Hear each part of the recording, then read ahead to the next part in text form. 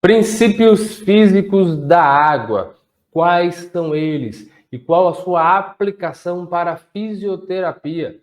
É isso que você vai aprender agora, de forma rápida e fácil.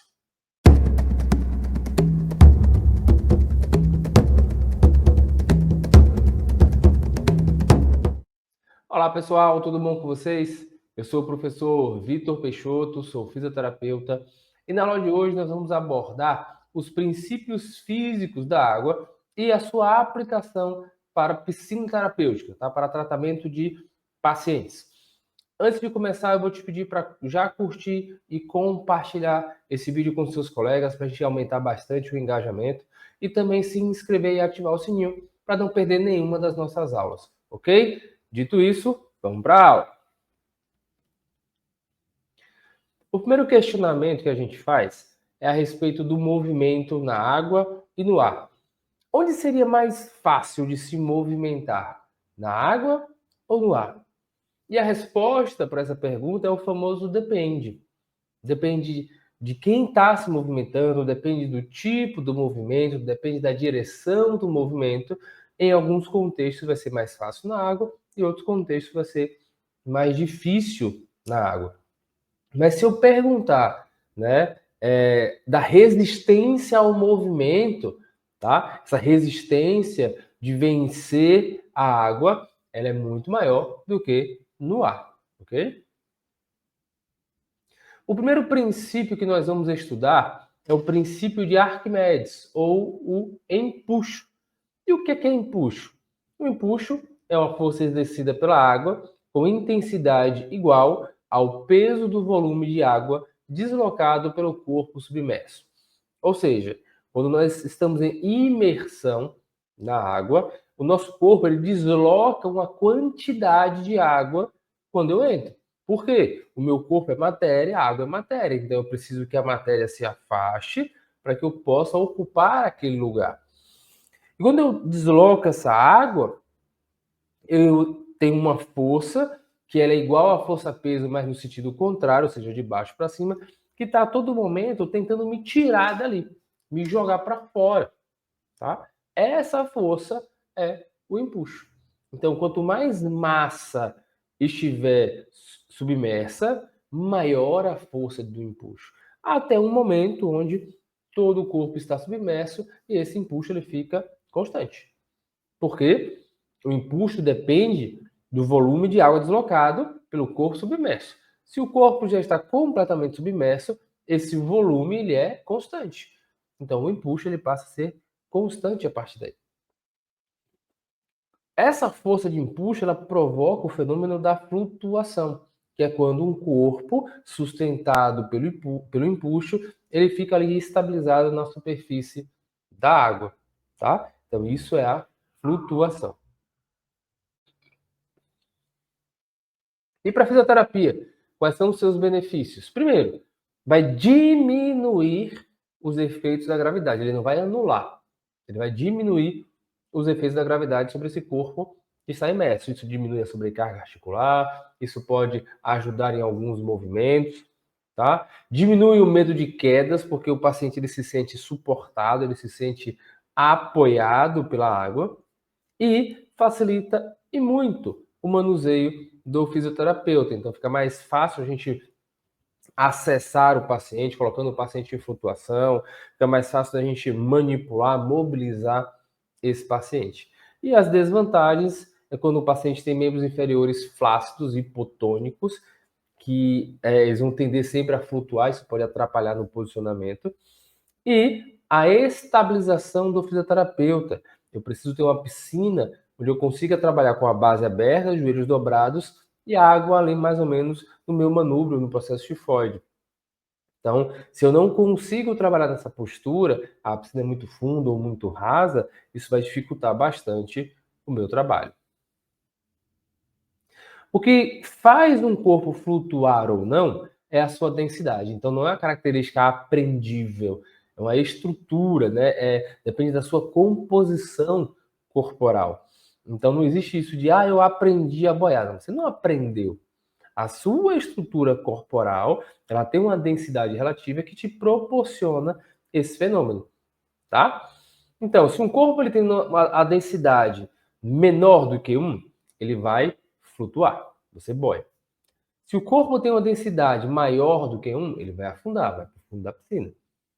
E se a densidade desse corpo for igual a 1, ele vai flutuar um pouco abaixo da superfície. É aquela coisa, nem flutua 100%, nem afunda 100%. E dito isso, existem alguns pacientes, alguns indivíduos, que têm um perfil de afundador e outros de flutuadores. Quem são os afundadores? Pacientes que têm uma densidade acima de 1. Então, pacientes que têm uma composição corporal com a densidade óssea muito grande, a densidade muscular grande, pacientes hipertônicos, pacientes que têm uma densidade óssea grande, tá? Esses vão tender a afundar. Atletas geralmente tendem a afundar. E os flutuadores? Pacientes que têm uma composição de gordura maior, tá? Pacientes que têm uma composição cartilaginosa maior, como os bebês, por exemplo. Os idosos, pela porosidade dos ossos e da diminuição da densidade muscular, tendem a flutuar. Pacientes hipotônicos tendem a flutuar. Enfim, é só você olhar para a densidade deles. O paciente com Parkinson, por exemplo, ele vai tender a afundar por conta do tônus muscular elevado. Um paciente idoso, acamado não, se for acamado, vai estar indo para a piscina terapêutica.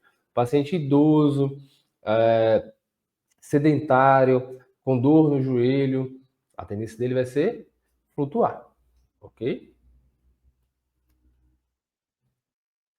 E a flutuação, ela pode auxiliar, resistir ou dar suporte ao movimento. Vamos lá, regrinha. Pensando no movimento livre.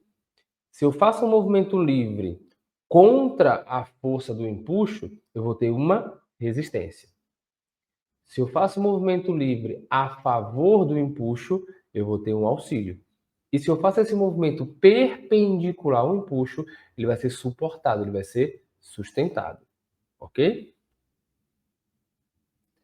O segundo princípio que nós vamos estudar é a lei de Pascal, ou a pressão hidrostática. O que é isso? Tá? É uma pressão de um líquido que é exercida igualmente sobre toda a superfície de um corpo imerso a uma dada profundidade. Então, conforme nós vamos submergindo, nós vamos sofrendo a pressão, essa força compressiva da água, que agora ela é perpendicular à força de empuxo. Tá? E essa força ela é diretamente proporcional à profundidade. Quanto mais profundo, maior essa pressão. Porque quanto mais profundo, maior é essa coluna de água que está me comprimindo. Tá? Então, diferente do empuxo, que ele chega a um ponto que ele fica constante, a pressão hidrostática não. Quanto mais profundo você for, maior essa força compressiva sobre o corpo imerso.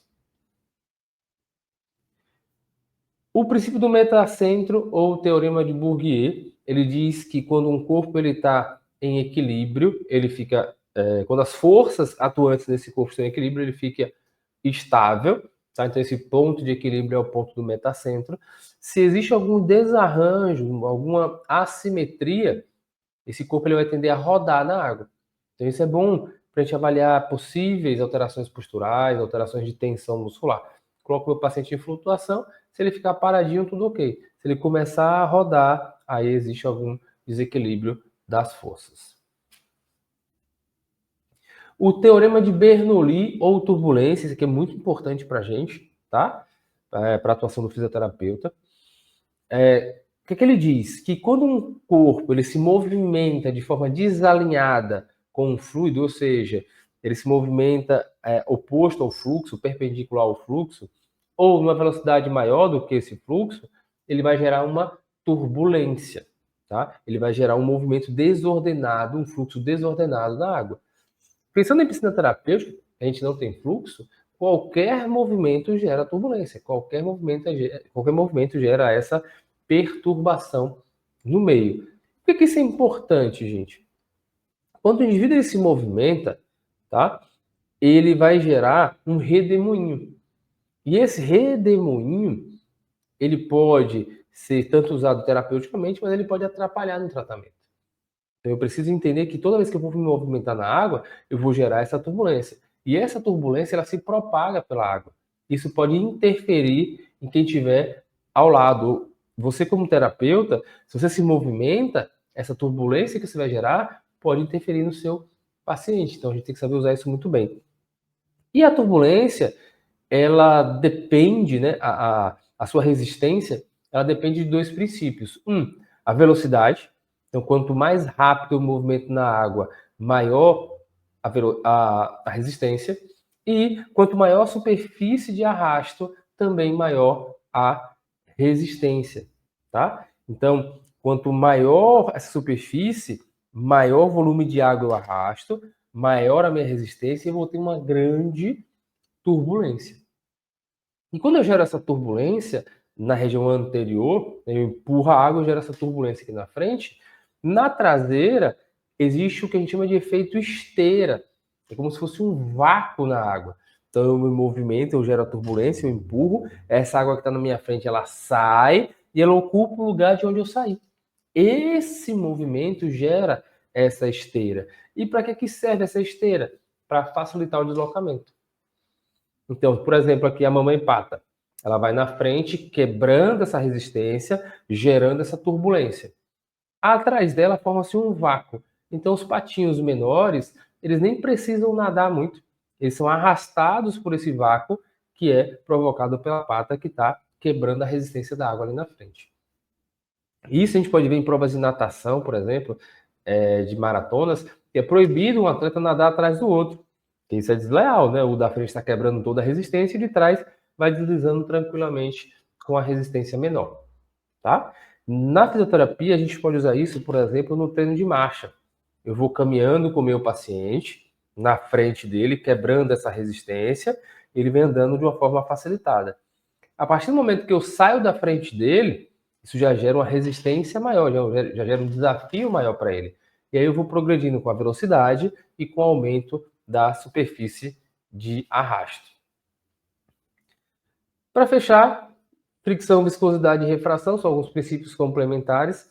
A fricção fala sobre essa resistência que é 790 vezes maior na água do que no ar. Então é bastante relevante, por isso que quando a gente vai para o final de semana, fica muito tempo na piscina, a gente se cansa bastante. Quando a gente está se movimentando ali, a gente está vencendo a resistência muito maior do que a do ar. A viscosidade, que é essa força de atrito entre as moléculas da água, que geram a resistência. Então, quanto mais viscosa a água, maior a resistência. O que é que faz a água ficar mais viscosa? Sua composição, também a temperatura. Quanto mais fria a água, maior essa viscosidade. Quanto mais morninha, mais quente, menor essa viscosidade. E a refração, que fala sobre a mudança de direção da luz, quando ela passa do ar para a água. Então a gente tem que tomar cuidado, porque às vezes uma estrutura que parece grande, ela é menor do que eu imagino. Às vezes eu tenho a percepção olhando para que ela está longe, mas às vezes está perto, tá? Então é mais um cuidado que a gente tem que tomar. Ok, gente? Dúvidas? Se ficaram dúvidas, coloca aí nos comentários, que eu vou ter o prazer de responder elas para vocês, tá? Caso vocês tenham sugestão de outras aulas, outros temas, coloca aí também, que se estiver dentro do meu conhecimento, eu vou ter o enorme prazer de estar gravando essa aula para vocês também, ok? Não esquece, curte, compartilha, ativa o sininho, se inscreve no canal para não perder nenhum conteúdo, tá bom? A gente se encontra numa próxima aula, bons estudos e tchau, tchau!